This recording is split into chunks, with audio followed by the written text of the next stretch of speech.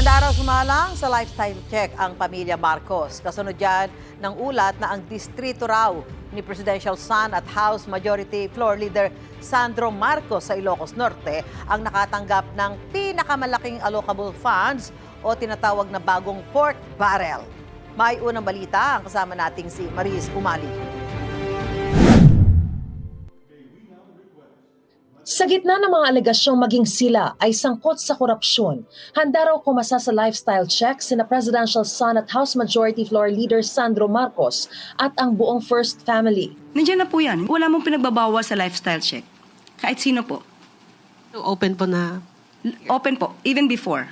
Sagot ito ng palasyo sa lumabas na ulat ng Philippine Center for Investigative Journalism o PCIJ na napunta sa distrito ni Ilocos Norte Representative Sandro Marcos ang pinakamalaking parte ng tinatawag na allocable funds.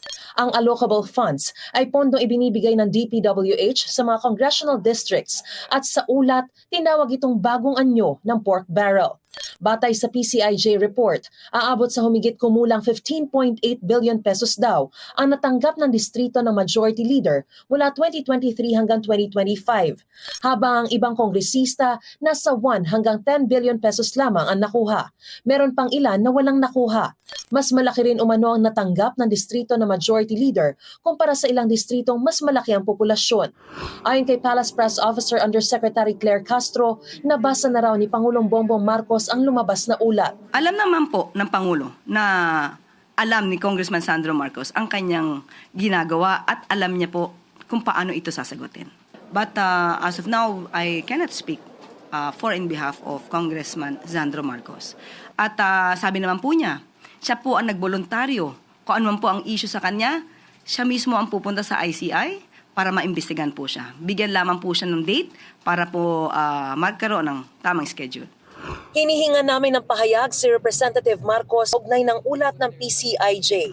Sinagot din ni Undersecretary Castro ang issue ng pag-flag ng Commission on Audit sa 14 million pesos na hindi pa raw nakokolekt ang gastos para sa foreign trips ng iba't ibang ahensya. Paglilinaw ng palasyo, inabonohan muna ng Office of the President ang mga gastusin sa biyahe. Kaya ang mga ahensya pangaraw ang may obligasyon na mag-remit sa kanila.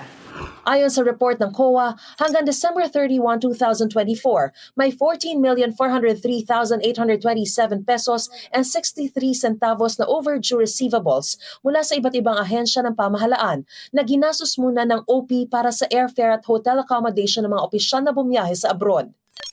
Ipinunto rin ng COA na malaking bahagi ng mga ito ay may 1 hanggang 2 taon nang di nababayaran.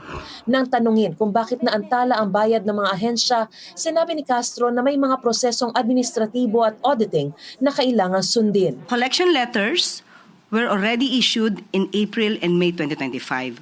Of the said amount, 7,887,555.64 or 55% were already collected to date. The OP consistently monitors the outstanding bills through monthly aging report and sending of collection demand letters. Ito ang unang balita. Mariz Umali para sa GMA Integrated News.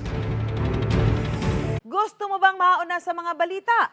Mag-subscribe na sa GMA Integrated News sa YouTube at tumutok sa unang balita.